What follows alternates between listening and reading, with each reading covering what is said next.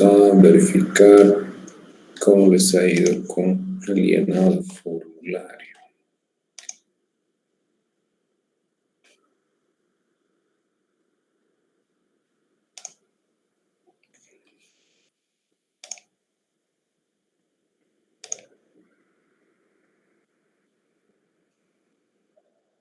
Muy bien, hay varios grupos solitarios.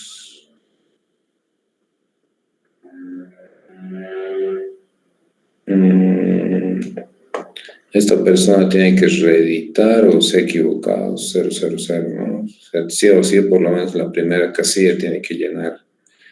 ¿Dónde está su website y su nombre, perdón, apellidos y nombre? Así como está, nadie está inscrito. Por ejemplo, esta persona, Luis Enrique Guaringa, ¿no? Llena sus datos de la persona 1 y está inscrito. Está con permisos de reedición si es que se han equivocado en algo. Ya, entonces no hay ningún problema. Por si acaso lo voy a cerrar las inscripciones hasta hoy día, cuando termine la clase 21:45. Si pueden pasar la voz. Muy bien. Después vamos a...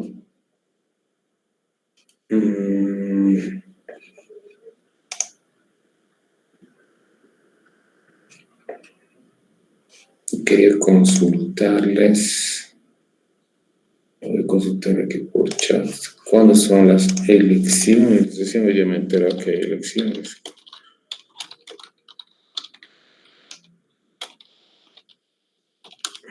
O si alguien puede confirmar de ustedes por micrófono. 11 de noviembre estoy hablando, ¿no? ¿Noviembre cuándo? Perdón, no te escuché. 11. Algo Y por el otro lunes. Ya, bueno, ahí ya sabemos que no hay clases, entonces nos vamos a organizar. Directamente pondremos el cronograma de entregas. El día sábado voy a absolver dudas a los que quieren. Ya, entonces vamos a hacer así. De una vez. Pero tienen que venir viendo los videos de Protobot. Les repito, yo no voy a estar repitiendo cómo funciona un Protobot. Las personas que no han asistido tienen que ya retroalimentarse con YouTube o algunos otros videos que he subido también. Entonces, este día sábado presencial estuviéramos 9, sábado 9 de noviembre, presencial. Vamos a hacer la práctica del LED. Sin nota. ¿No? Y empezaríamos el otro sábado. Vamos a llamarlos así.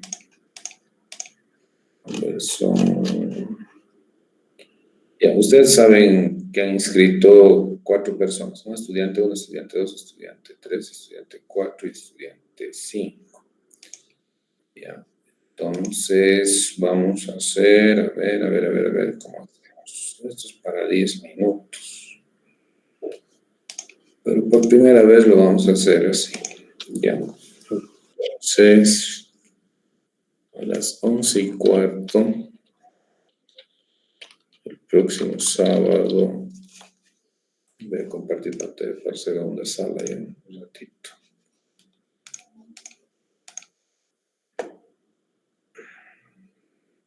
Listo. Entonces, el próximo sábado, si no el tiempo nos va a pisar, estamos 16, sábado 16 de noviembre. Va a tener el siguiente cronograma: 11:15. Los estudiantes de 1, o sea, de la columna 1, ¿no? Eso es lo que son los estudiantes 1. Y a las, pónganle media hora, las 12:00. Los estudiantes de la columna, que vamos a poner de la columna, mejor 1, de la columna 2.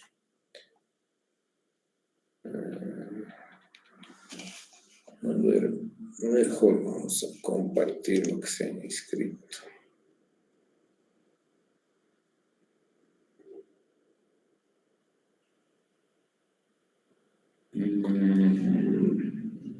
Uno o dos van a pensar esto, ¿no? Mejor lo voy a dejar como estudiante, un estudiante 2.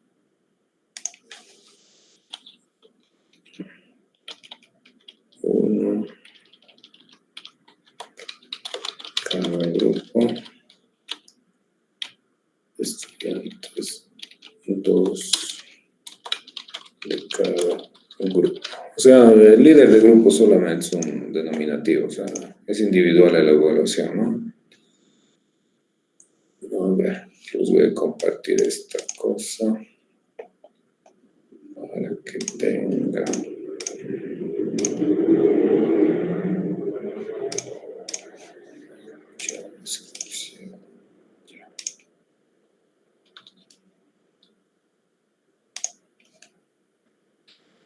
Muy bien, entonces sería el lunes, estudiantes de grupo. Esto hemos dicho, no sé, no me acuerdo por cuántos puntos estamos. 20 puntos. Entonces esto ya es por 20 por nota. 20 puntos. Ya. Aquí el sábado, el lunes. Por favor, micrófono. Yo no veo mensajes. Son 2 grupos para manejar difícil. A ver, lunes es el 16, estamos evaluando, el lunes 18 de noviembre, 20 puntos. La asistencia va a ser 20:15. Los estudiantes, ¿qué más podemos para hacer las copias? Ya. Entonces 20:15 y aquí vamos a poner 20. Aquí es más rápido la 20:50. Si nos vamos a ir muy tarde. Los estudiantes de 1, 3 y 4 cada grupo. Entonces, esta evaluación 16 de noviembre va a ser del, ¿cuál hemos puesto primero? Del LDR, ¿no? A ver, ¿dónde estamos? Sí, el LDR.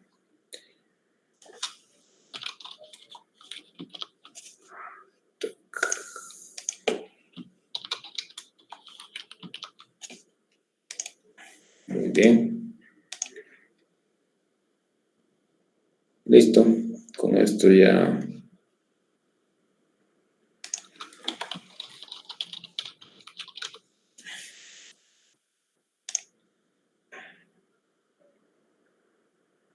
listo, ya tienen la lista ahí de inscritos. Se va a ir actualizando hasta las 9:45, ¿no? Entonces, obvio que tienen que venir con su material, ¿no? No vengan a prestarse.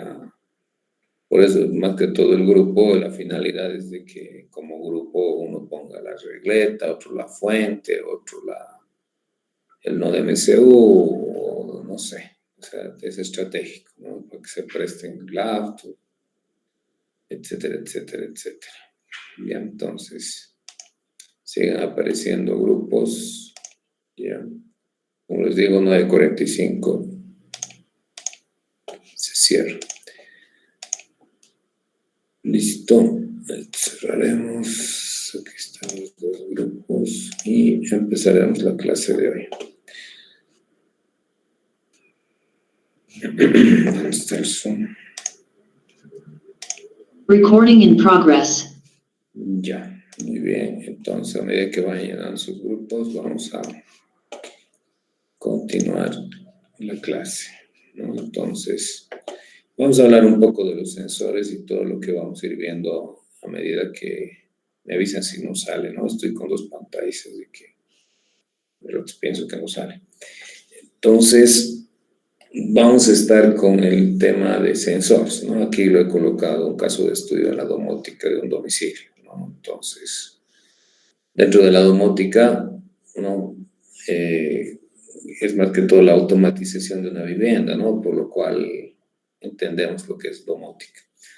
Pero, ¿cuál es la diferencia antes de pasar? La diferencia de domótica con Internet de las cosas, que también está de moda ese término. En domótica no es obligatorio el Internet, ¿no? Por decir, por ejemplo, se han visto garajes automatizados, ¿no? Con un control remoto llega el auto, lo abre su puerta y lo cierra. En ningún momento interviene el Internet, pero ya está domotizando, ¿no? Ya está automatizando su domicilio. Por decirles, alguien con lo que vamos a aprender del LDR hace que prenda su foco de su jardín y bien anochezca. Entonces, nada que ver ahí el Internet, simplemente ha hecho un código, lo ha aplicado al microcontrolador y listo. No es obligatorio el Internet, ¿no? Entonces, hay un poquito la diferencia del Internet de las cosas con la domótica, ¿no? Mientras que el Internet de las cosas, su propio nombre lo dice, Internet, ¿no? Entonces, sí o sí tiene que estar inmiscuido en lo que es el Internet de las cosas, ¿no? En este caso, nada que ver, ¿no? No es obligatorio, pero siempre, hoy en día ya es normal vincularlo al Internet, ¿no? Sabemos bien, ¿no? Inclusive esta imagen vemos el loguito del Internet, ¿no? Entonces, bueno, es casi normal hoy en día, ¿no? El Internet ya no es un lujo como antes. Muy bien, dentro de lo que es las ventajas, siempre va a permitir controles de acceso, lo que hablamos, ¿no? Accesos automáticos. Yo más me iría a los detectores de humos e incendios, que es algo que nos involucra riesgo de vida. Tenemos detector de gases, estos dos son bastante. Inundaciones también, al menos en mi, no sé si alguno de ustedes vive en edificios y si hay una gotera, el culpable es el de la parte superior o del que genera la gotera. Y eso a veces genera una molestia interna o a veces tú eres el culpable, no sabes que has reventado una de tus cañerías y estás invadiendo al vecino de abajo. También pasa eso en los vecinos que viven en viviendas normales, en las cuales a veces hay fuga de agua y estás invadiendo al vecino de al lado y muchas veces te haces deudor de pinturas, yesos y todo, ¿no? Entonces poner un sensor de agua, perdón, de humedad también es bastante vital, ¿no? Gases, ni qué decir, si tienen personas de la tercera edad, es un deber colocar sensor de gas en sus cocinas de nuestras mamás. Entonces, para evitar cualquier fuga de gas, ¿no? Humos, incendios, y es la consecuencia, pero no es de más, ¿no? Pero el gas es vital, ¿no? Detector de humos también. Después hay alguna otra variedad de sensores que vamos a ver, ¿no?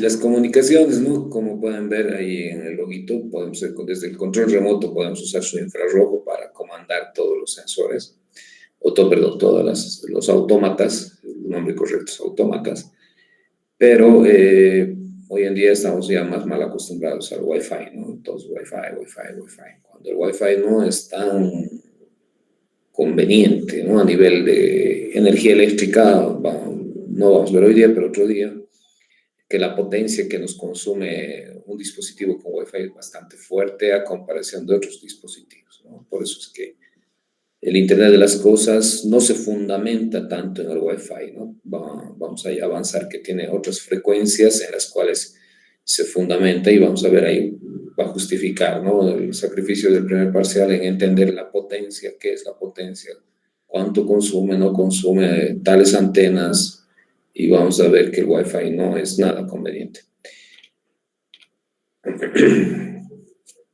Bueno, ese tipo de sistemas, uno de los objetivos es el ahorro energético.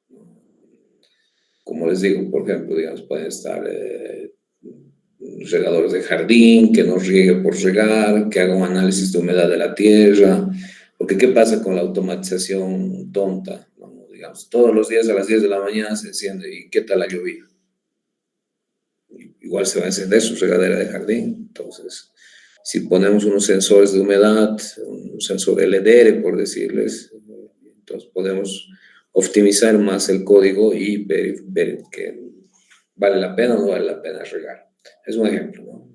Lo mismo pasa en refrigeradores, en ambientes de la casa, ¿no? Un poco hay que ver ahí la arquitectura bioclimática, en la cual no necesariamente tenemos que automatizar la casa, ¿no? A veces basta y sobra, muchas veces, orientar bien la ventana y punto, o poner un alero si es muy caliente la casa.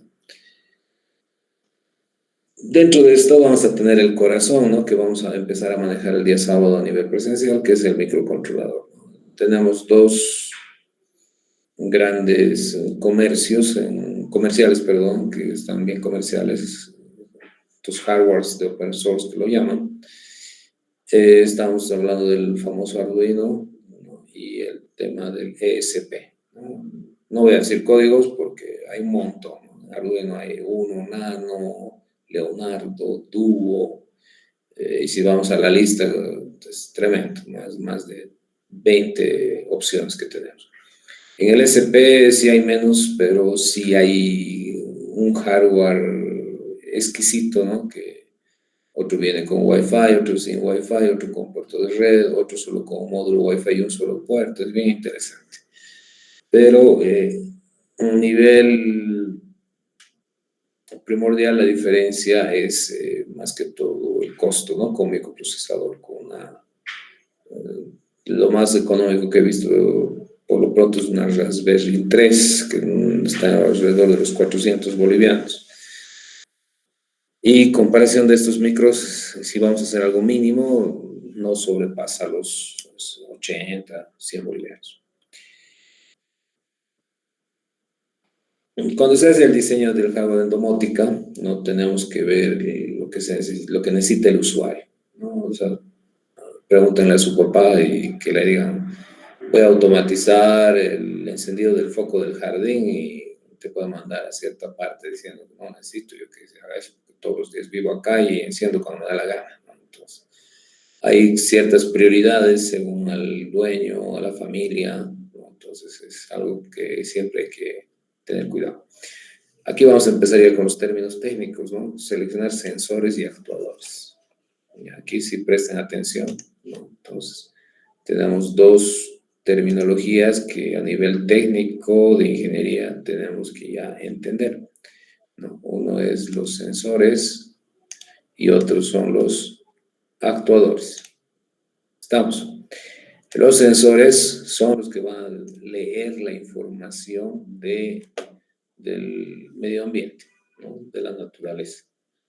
Los actuadores, como dice su nombre, va a actuar. En otras palabras, los sensores van a recopilar datos y los actuadores van a activar algún circuito, ¿no? Así de simple. Entonces, eso es lo que tenemos que entender. Y aquí hay un término bastante que como ingenieros tenemos que tomarlo en cuenta, ¿no? No me gusta caer en esto, pero por falta de tiempo siempre caemos y no hacemos este análisis. La distancia. A nivel de código, puedes programar muy bien tu lógica, ¿no? Es decir, si el sensor de HT11 activa, qué sé yo, la temperatura 24 grados centígrados y la humedad se encuentra 30% de humedad y no sé, unas cuantas variables. O sea, un código bastante brutal. Lo haces, funciona en tu protoboard, funciona muy bien, pero la realidad es que no se coloca a 10 centímetros o 5 centímetros del microcontrolador, ¿no? Usualmente se coloca, ponte a pensar, pones en una esquina de tu casa el microcontrolador y la cocina, ¿a cuánto de distancia va a estar? ¿No? Mínimamente unos 10 metros. ¿Qué me dice? Yo le coloco de encima de la cocina. Muy bien, le colocas hacia la cocina. Pero siempre vas a querer aumentar algo más y ¿dónde va a estar? ¿No? Entonces, la distancia es lo que nos va un poquito a frenar o a arruinar el proyecto, ¿no? En el sentido de ingeniería, porque tienes que hacer funcionar a distancias lejanas y los sensores digitales ahí son un poquito los peores, porque no alcanzan distancias fuertes, ¿no? Entonces tenemos los inalámbricos y vamos a tener los alámbricos, pero analógicos, ¿ya? Entonces, más adelante vamos a ir viendo, justamente son las dos prácticas, ¿no? Uno el LDR analógico y el otro el DHT11 digital. Entonces, por eso lo voy a dejar esto un poco rayado para que se les quede en la cabeza que el tema de la distancia es vital, vital, totalmente vital. ¿No quieres hacer un invernadero? No creo que en tu maqueta se quede el invernadero, ¿no? Usualmente entregan en maquetas. Un invernadero por lo menos debe tener un 10x5 de distancia, un invernadero chiquito y eso. Entonces, en cada esquina vas a poner sensores de temperatura y ya te estás metiendo a 10 a 15 metros de distancia de cable. Perdón. Entonces, tenemos esa situación. Después, seleccionar los microcontroladores a utilizar. Bueno, eso ya es un poco a gusto. Determinar la fuente de voltaje y batería de respaldo, ¿no? Es por si se pierde la luz. Eso también lo vamos a hacer. Si se dan cuenta, esto es el objetivo de hacer estas primeras prácticas, ¿no? De que el estudiante, terminado este semestre, pueda hacer todos estos objetivos, ¿no? O sea, sea sencillo diseñar, cuantificar y decidir cuál va a ser su manera de actuar ante una automatización, ¿no? Es como caso de ejemplo.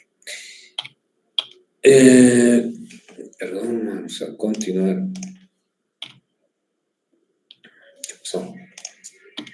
Ya. Muy bien. En el software de la domótica, ahí sí ya ustedes tienen códigos fuentes abiertos que solamente implementarlos, modificarlos a qué van a apuntar y demás, ¿no? Control remoto accesos, después podemos hacer muchos otros tipos de aplicaciones. Pero todas estas aplicaciones he visto bastante un abanico de aplicaciones que se puede adecuar, ¿no? Entonces, nosotros nos vamos a basar un poquito para entrarnos a lo que son los sistemas operativos, vamos a implementar lo que es un sistema operativo ThingsBoard, ¿no? Entonces, pero eso más adelante, ¿ya? Eso va a ser para el proyecto más que todo. Entonces, estos ya ustedes son los caperos de esto. Ya. Un cachito me dan, vamos a poner un pause, voy a ir a tomar un vaso de agua, si no voy a seguir tosiendo. Recording stopped.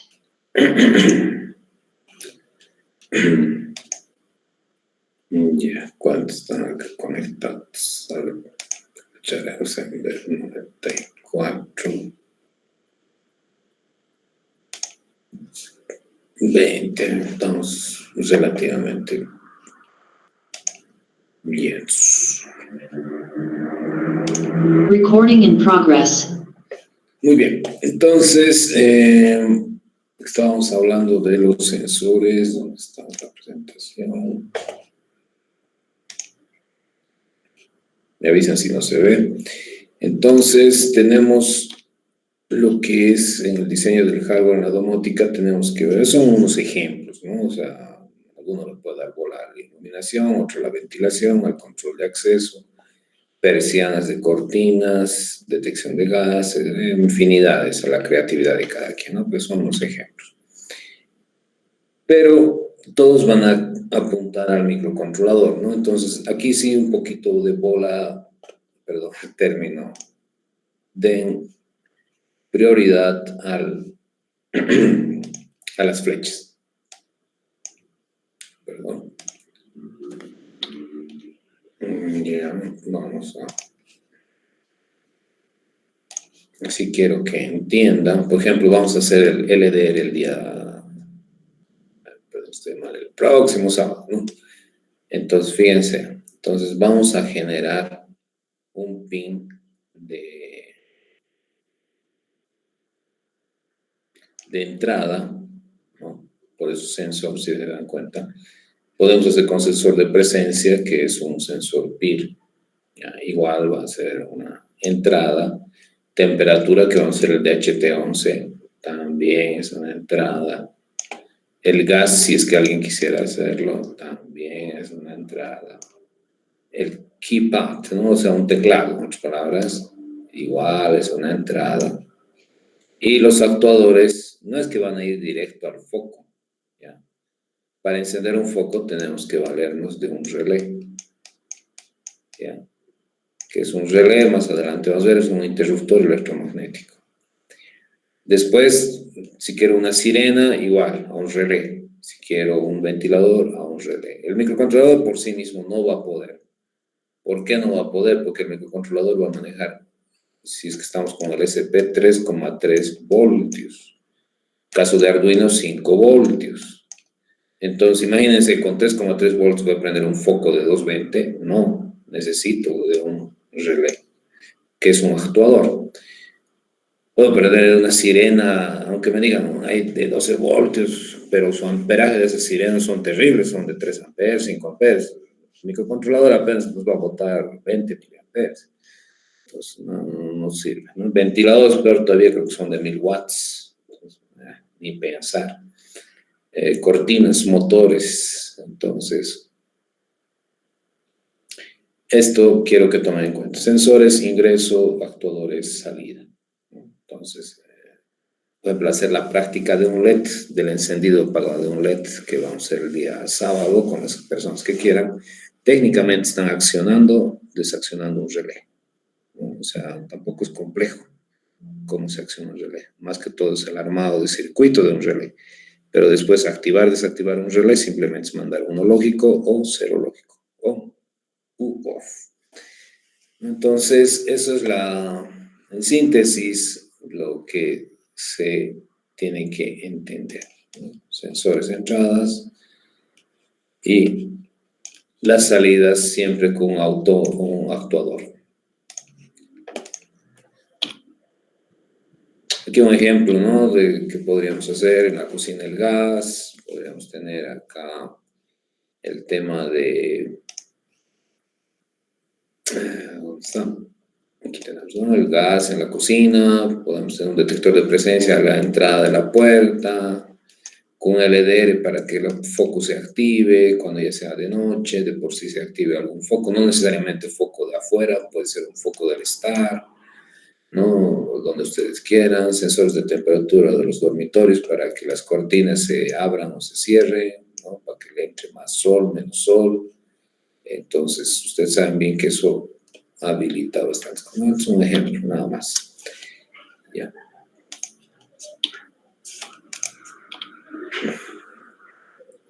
Muy bien, vamos al LDR y un poquito para entender para el día próximo sábado, por las elecciones, ya sabemos que no vamos a poder hacer el lunes. Entonces, el tema es que el LDR no es más que una resistencia, así de sencillo, es una resistencia. Si ustedes ya se adelantan, le pueden medir la resistencia con la luz del día y les va a mandar un ohmiaje, no necesariamente 500, ¿ya? Es un ejemplo nada más. Entonces puede ser 300, 250, qué sé yo, con la luz del celular igual le pueden, con su linterna del celular lo pueden activar y van a ver la varianza del tema de ohmiaje, ¿no? Entonces no necesitan para esto energía eléctrica, ¿no? Compran e inmediatamente ya pueden medirlo con su multímetro. Entonces les va a medir, qué sé yo, este ohmiaje, y al intento tápenle, pónganle una tapa de marcador, qué sé yo, porque es como una lenteja que les van a vender el LDR, y su ohmiaje va a subir, ¿no? Entonces, esta es la situación. Si se dan cuenta, no necesitamos microcontrolador, no necesitamos energizar para que suceda lo que va a suceder, ¿no? La variación de la resistividad. Entonces, por favor, hagan esto antes de comenzar, ¿no? O sea, lo interesante de esto es que aprendan a qué es un LDR, no simplemente enchufar y que funcione. Muy bien, entonces pasamos y va a ser algo similar, si no es igual, que vamos a armar el día que nos toque la práctica, ¿no? Entonces, vamos a tener la lectura, ¿no? Entonces, tenemos unas pequeñas fórmulas en las cuales el componente el eléctrico, ¿no? Va a hacer de que indirectamente, fíjense, la patita, a ver, vamos por partes. Primero aquí ven como una lenteja el LDR, ¿no? Está armado con la resistencia, ¿no? Por eso les digo, es vital que aprendan a manejar el protoboard, ¿no? No sé si se ve en la pantalla, tengo unas rayas translúcidas verdes acá, ¿ya?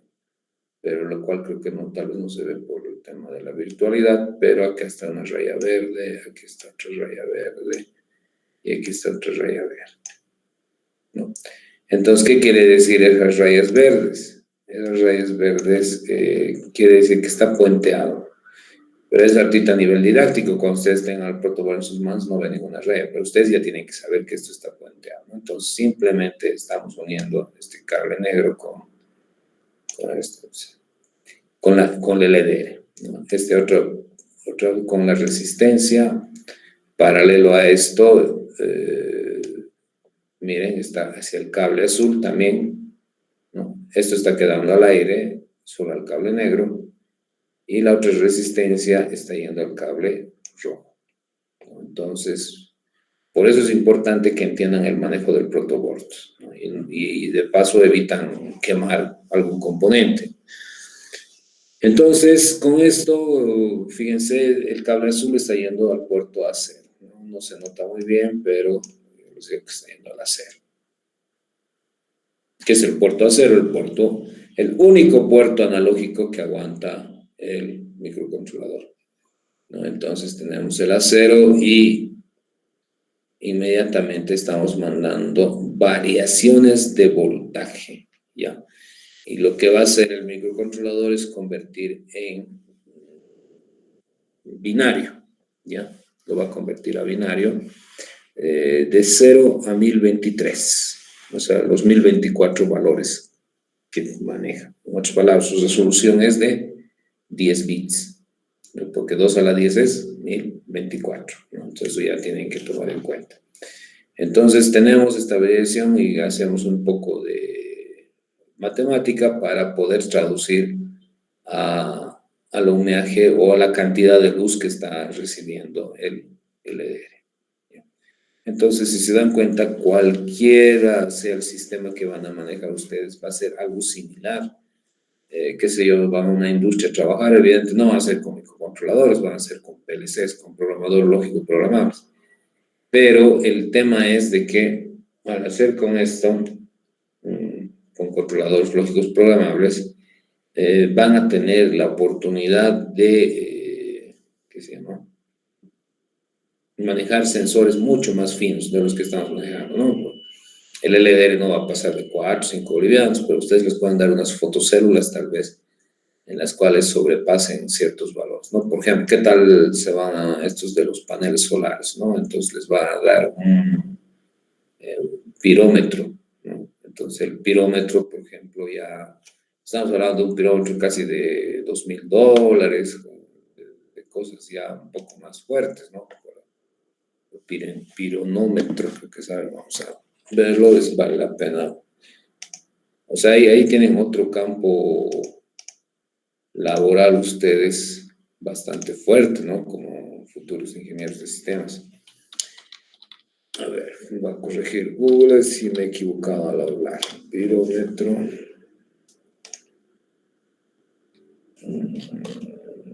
Creo que sí me he equivocado al hablar, a ver.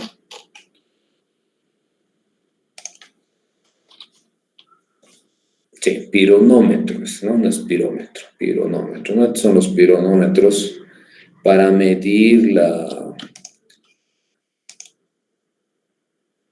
radiación solar en el caso de lo que es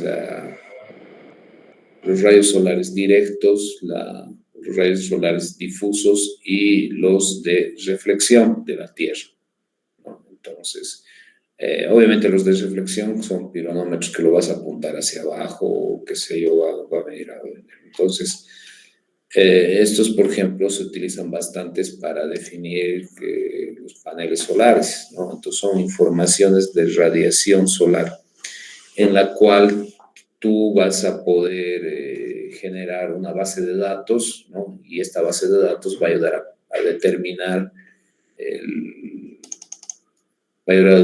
si vale la pena o no vale la pena poner paneles solares en tu domicilio, ¿no? Entonces, por ejemplo, si se dan cuenta, ya existen ciertos sistemas matemáticos, ¿no? Vamos a ver si ahí encontramos un Atlas Solar, Global Atlas creo que se llama. Esto simplemente en modo de que vean que sí tienen ustedes un buen mercado, ¿no? Por ejemplo, este es el tema de Bolivia, ¿no? Por ejemplo, en Cochabamba,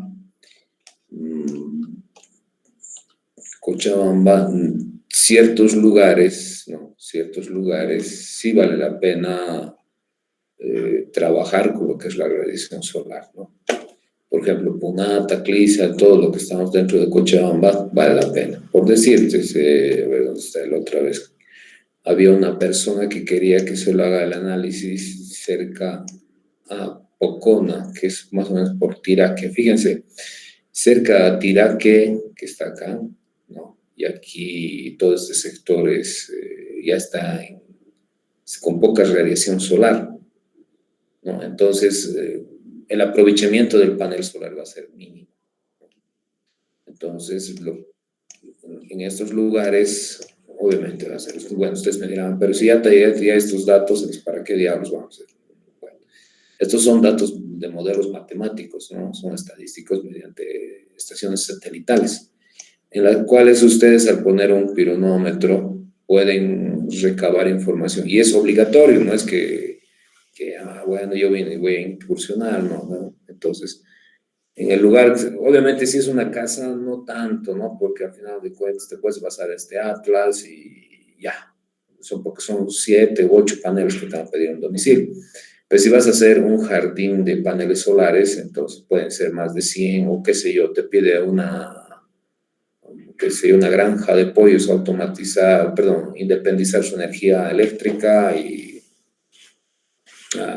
te contratan a vos solamente para la estadística, ¿no? Entonces, aquí ya estamos hablando de lo que es Business Intelligence, ¿no? De manejar toda esta información y también entregar a los ingenieros o al dueño la información en tiempo real y cómo estadísticamente ha variado. Porque no es lo mismo el sol en verano que el sol en invierno.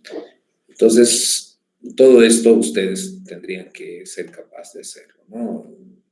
La base de datos que más les guste, la recolección de información que también más quieren, ¿no?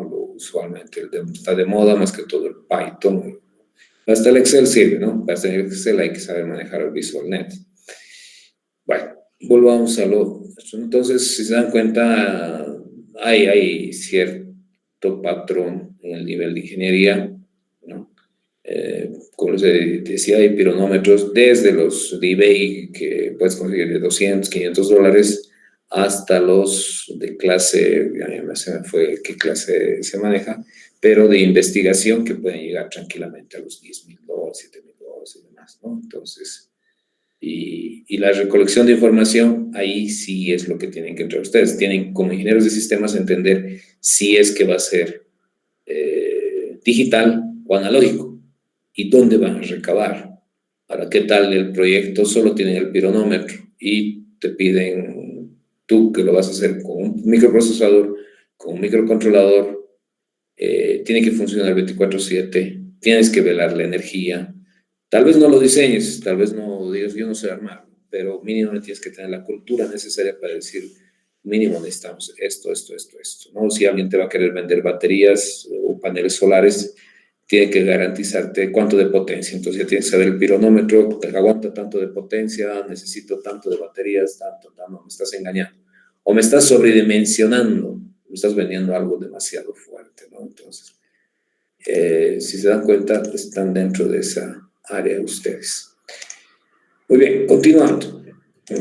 Perdón si me sale un poco del tema. Entonces tenemos lo que estamos hablando del LDR, hay otro tipo de circuito, ¿no? En el cual, este es el circuito real. ¿Por qué lo llamo este es el circuito real? Porque el día de la práctica lo vamos a hacer a 2 centímetros, a 3 centímetros dentro del protoboard. Pero, en la realidad, esto usualmente el LDR está en un poste eléctrico, o está en un jardín, o está, sabe Dios dónde, ¿no? Entonces, aquí he colocado 2 resistencias, RC1, ¿no? Y aquí tenemos un RC2. Estas resistencias son del cable, ¿ya?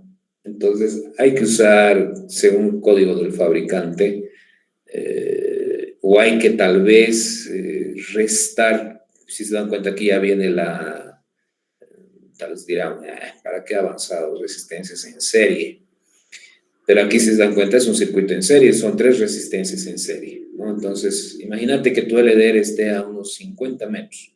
Entonces ya tienes que ver el código del fabricante del cable, cuántos ohmios por metro genera su cable, ¿no? Entonces ahí ya tú colocas el valor de la resistencia, pero eso te va a ayudar a leer más finamente al LDR. Entonces le vas a sumar estas resistencias o le vas a restar según a tu conveniencia, a lo que tengas que medir, no decir, aquí estoy midiendo falsamente estas 2 resistencias o restarlas, ¿no? Entonces ya es ajustar a fino, pero ¿a quién le corresponde eso? Evidente, el electrónico lo va a armar esto, ¿no?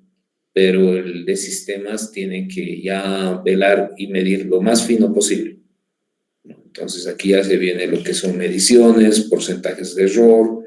No creo que utilicen resistencias en las que les he hecho comprar de 50 centavos, ¿no? Hay resistencias de menor tolerancia, perdón, de menor error, de porcentaje de error, hay resistencias de 1%, de 2%, ¿no? Entonces hay que tratar ya cuando se trata de ciertos equipos o ciertos laboratorios más finos, entonces de no entorpecer la lectura de la información, ¿no?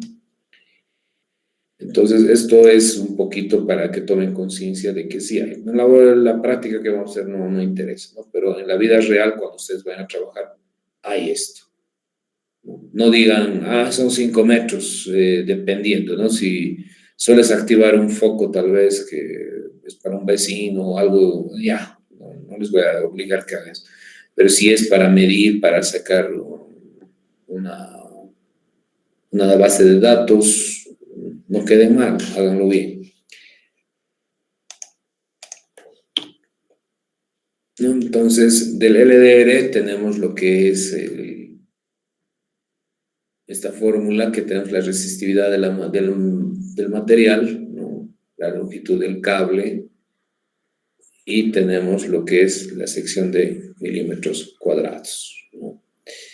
Entonces, un cable siempre va a tener resistividad, ¿ya? Siempre, siempre, siempre.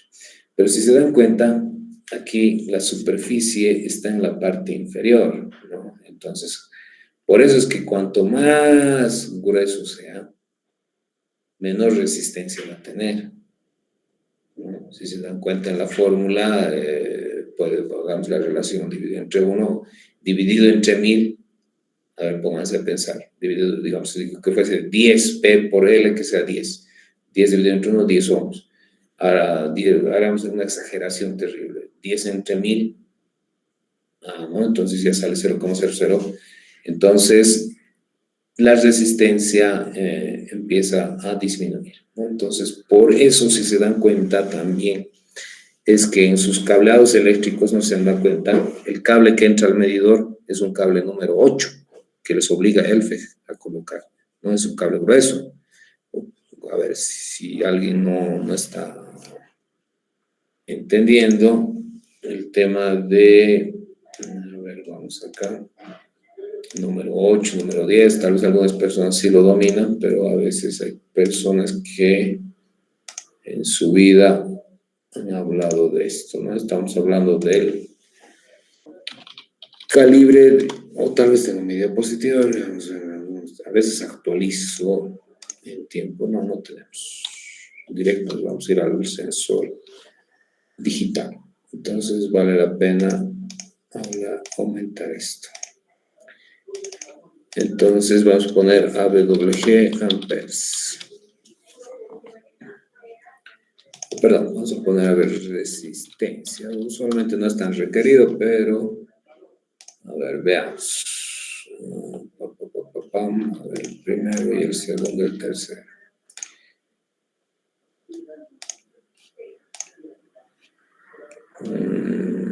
15 amperes, no, usualmente no hay ese dato. Lo que es más del fabricante, porque, a ver, les explico. ¿Qué tal un fabricante lo hace con cable de aluminio? Va a tener más resistencia. Y otro lo hace con cobre, va a tener menos resistencia, ¿no? Entonces, a eso poquito, por eso no vamos a encontrar una tabla de ese tamaño. A no ser que le garanticemos que es cable de cobre, 100% cobre, etcétera, etcétera. Pero vámonos a este resumen, a este pequeño resumen. Para las personas que no sepan, cuando el calibre AWG, lo que llaman, por ejemplo, estamos en nuestro medio acostumbrados para focos número 14, para enchufes número 12. No sé si han escuchado hablar de eso, ¿no? Los señores eléctricos. Entonces nos están diciendo que el grosor del cable va a ser en superficie de 2 milímetros cuadrados y el de 12, 3 milímetros cuadrados. Fíjense, cuanto más rebaja, vámonos al número 8 que entre los medidores, es de 8 milímetros cuadrados. Entonces, más grueso, ¿no? Entonces, la corriente alterna que va a pasar, fíjense, respecto a los grados centígrados, nos dice, con número 8 va a poder tranquilamente, no sé, creo que esta tabla, perdón, esta resistencia eléctrica, ohmios kilómetros. Entonces, perdón, esto es resistencia, estamos encontrando. No es amperaje por si acaso, ¿ya? Es ohmios versus, por cada kilómetro, fíjense, por cada kilómetro, ¿va a depender de la temperatura? Sí, va a depender de la temperatura, ¿no?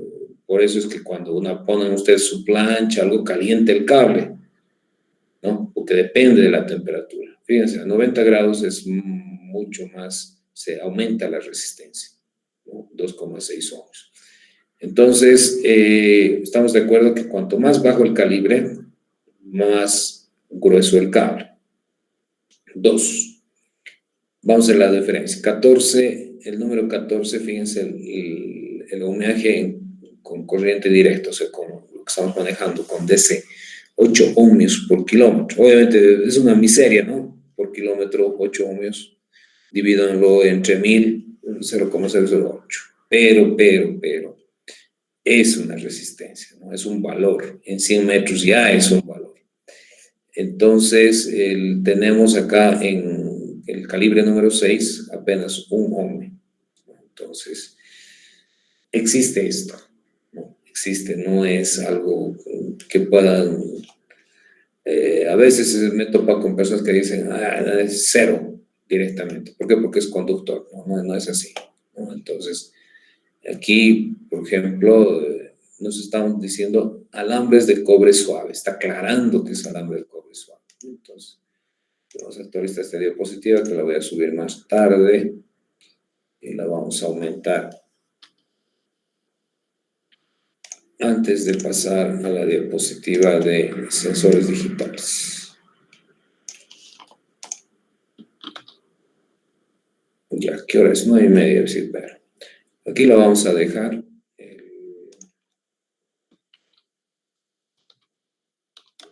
WG versus ohm por kilómetro. Ya. Entonces aquí lo dejaremos. Si no, se va a hacer un poco más tarde. La grabación la paro. Esto. Recording stopped.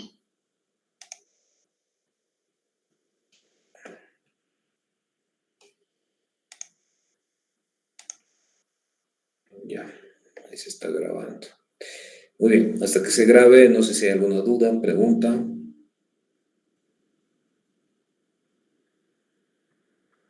Ya.